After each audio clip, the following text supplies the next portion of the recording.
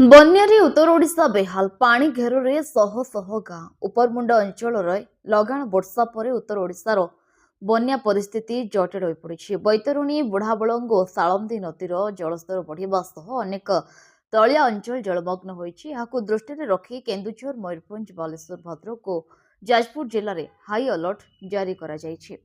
ବୈତରଣୀ ନଦୀର ବଢ଼ିଥିବା ଜଳ ପ୍ରବାହ ଭଦ୍ରକର ଧାମନଗର ଓ ଭଣ୍ଡାରୀ ପୋଖରୀ ବ୍ଲକ ସହ ଯାଜପୁରର ବିଭିନ୍ନ ଅଞ୍ଚଳକୁ ପ୍ରଭାବିତ କରିଛି।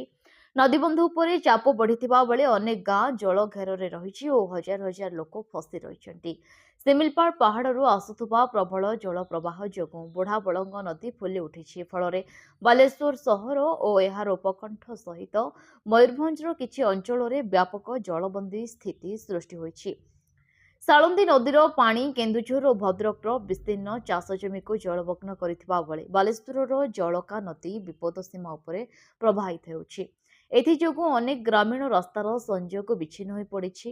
ବନ୍ୟା ପରିସ୍ଥିତିର ମୁକାବିଲା ପାଇଁ ଏନ୍ଡିଆର୍ଏଫ୍, ଓଡ୍ରାଫ୍ ଓ ଅଗ୍ନିଶମ ବାହିନୀର ଟିମ୍‌ଗୁଡ଼ିକ ଡଙ୍ଗା ସହାୟତାରେ ଉଦ୍ଧାର କାର୍ଯ୍ୟ ଚଳାଇଛନ୍ତି।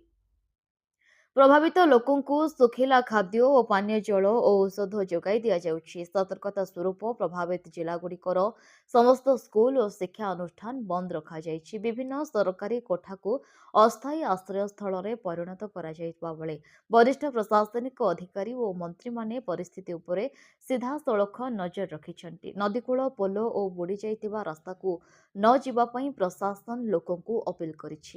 ବ୍ୟୁରୋ ରିପୋର୍ଟ, ବିକଳ୍ପ ସମାଚାର। आम चैनल को लाइक, शेयर एवं सब्सक्राइब करंतु।